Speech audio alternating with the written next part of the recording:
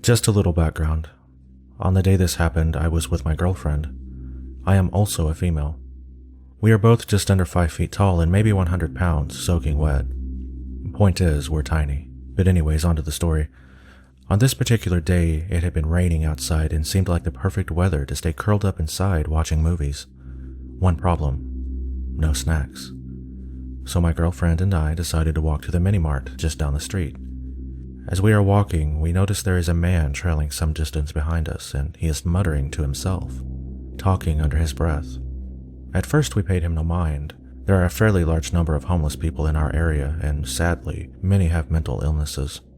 We continued walking and noticed he was still behind. Weird. We get inside the store and start picking out snacks, and I noticed he is standing right outside the store, peering in, staring directly at us. At this point, I'm a little worried, but when we check out, he is no longer there, so I brush it off. Further down the street from the store, there's a Starbucks, so we decide to stop and get some coffee before walking back to her house. The entire walk, I felt like we were being watched and just couldn't shake the feeling of uneasiness. We walk into the Starbucks and order our drinks and sit down to wait. I look out the window and there's the same guy again. He's across the street, but he is staring straight at us. At this point, I'm freaking out and try to tell my girl this creep has followed us, but she insists it's nothing. The next time I look up, the guy is inside the Starbucks staring at us with a look I can only describe as predatory or hungry. I'm terrified at this point. We grab our drinks and get ready to head out when he yells out, "Hey, there you are." Heads turn to see what the commotion is about, and he calmly says, "That's my niece and daughter. I told them not to go anywhere without telling me." My girlfriend decides to react to this point and grabs my hand, and we nope the fuck out of there. We speed walk down the street hoping to put some distance between us before he can react. I turn back and see he's still following us. He's not chasing after us, he's sauntering in a way and has a menacing look on his face. This guy was pretty built and close to 6 feet. There was no way we could take him if it came down to it. We do the only logical thing we can think of and start running. This is when he starts chasing us, screaming out, "Don't go! Don't you want to play?" The road back to my girlfriend's house is pretty desolate, with no houses for a few more blocks, and we were running away from the only area where there had been people. At this point, he's gaining on us, and I think that any minute he will catch up to us and that will be the end.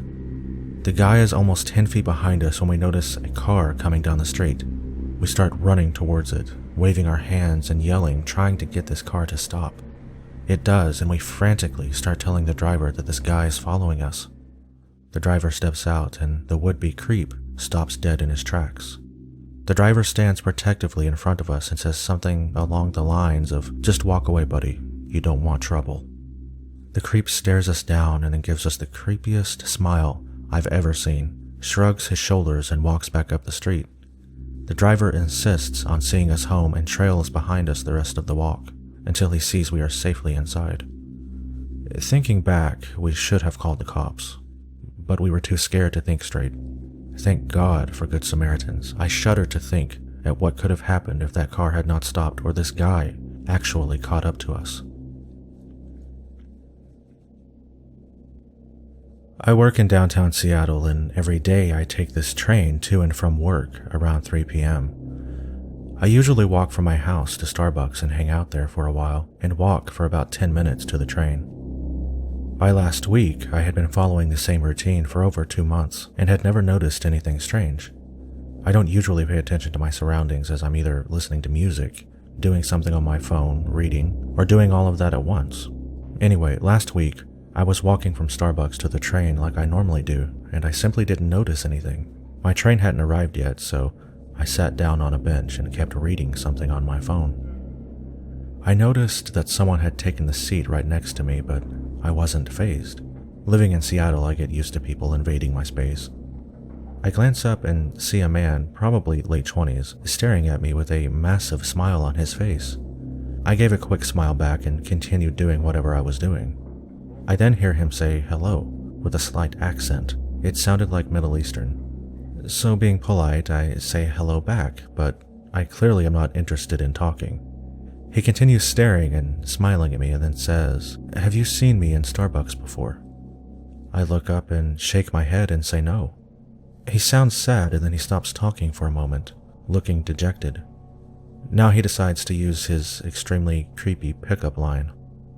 "I watch you every day from Starbucks, and today I follow you all the way to the train," saying this with a massive smile on his face. At this point I didn't know exactly what to do, so I just looked at him and then put my headphones back in, hoping that he would piss off. He taps me on the shoulder and says, "I come all this way, give me your number." His smile started to fade at this point, and I'm praying that the train will arrive soon so that I can escape. I finally said no, and he gave me a truly angry face and said, "Why no?"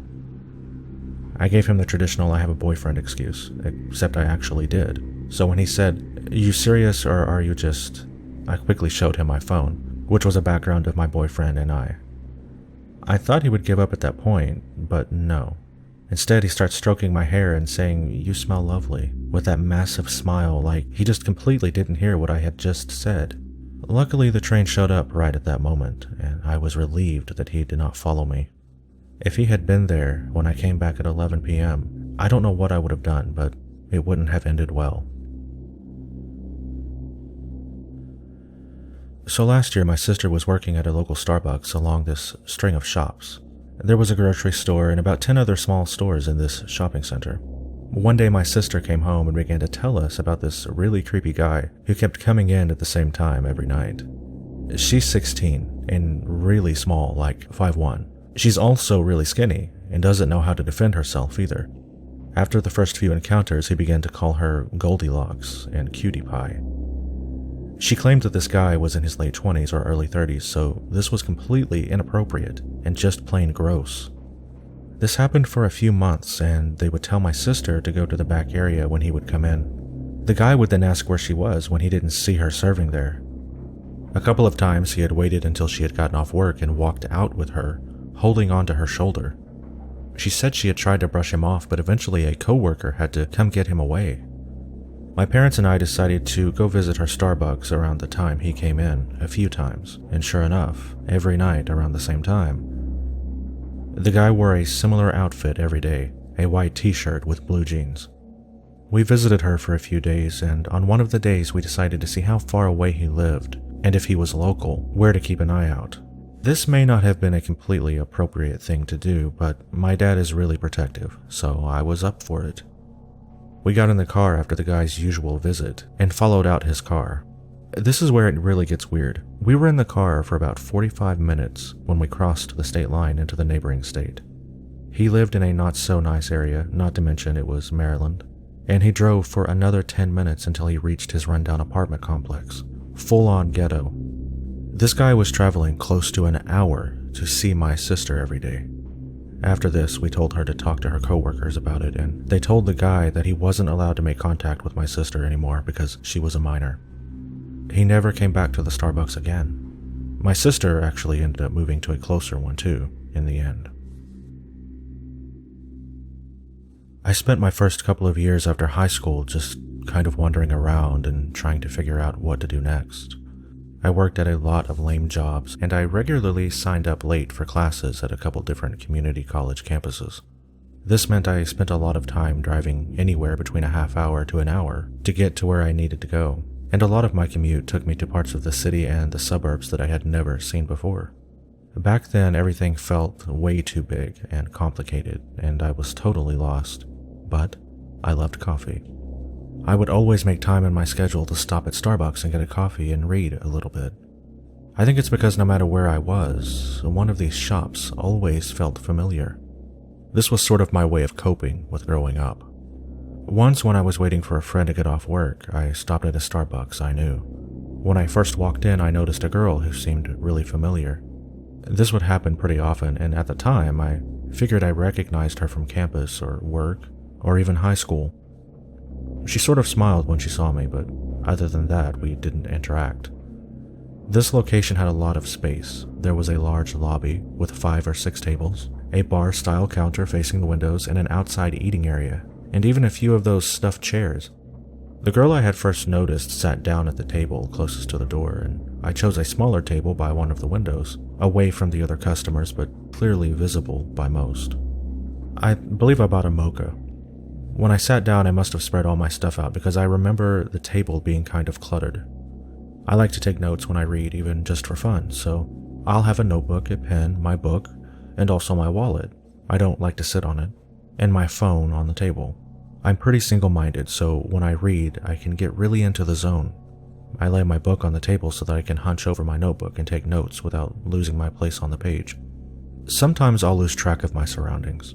This time, when I eventually looked up, I realized that someone was watching me. Another guy had taken the table across from mine.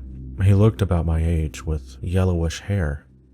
I remember he was wearing jeans, which seemed weird because it was basically still summer and it was hot outside. He didn't have any drink and didn't seem like he was going to order one. Once he saw that I had his attention, he started talking to me. He asked me small stuff like what my name was, where I was from, and what I was reading. I was immediately creeped out, but I had always been inherently introverted, and at that time, I was trying to span out and meet new people, so I talked to him. Eventually, he moved over to my table and talked about how he was new to the area. He asked where I was going after this, and when I told him, he said he was going in the same direction. He said that since he was new, he didn't know any of the street names, but that he could find his way by landmarks and stuff. As hard as I was trying to be social, for some reason I didn't feel comfortable giving him a ride.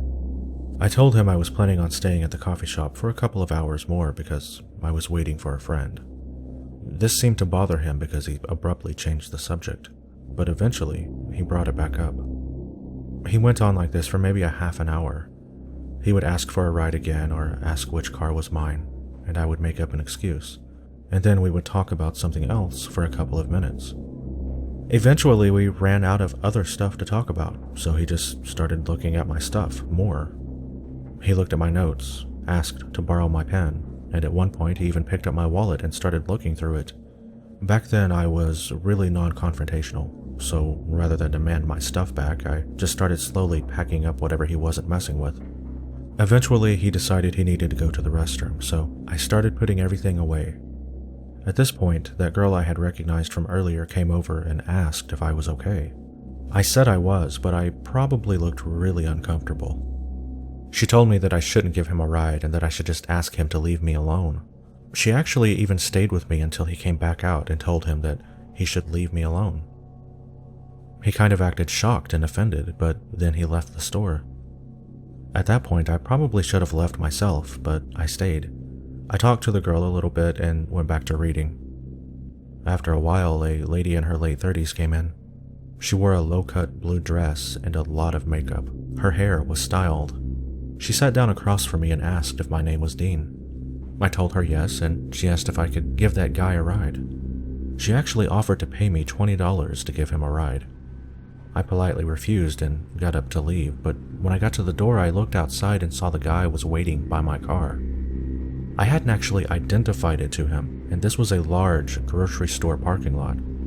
I looked back at the lady and she was just watching me. Rather than go confront him, I sat across from the girl I knew in a spot where I could watch the car. I didn't want to admit how nervous I was, so I didn't call the cops or attempt to bring any attention to my situation. Instead, I pretended to read while I watched the guy. Eventually, a security guard came up and asked him to move along. After that, I basically ran out to my car and drove straight home, making sure no one was following me. I don't know what any of that was about, but I'm really thankful for that one familiar face.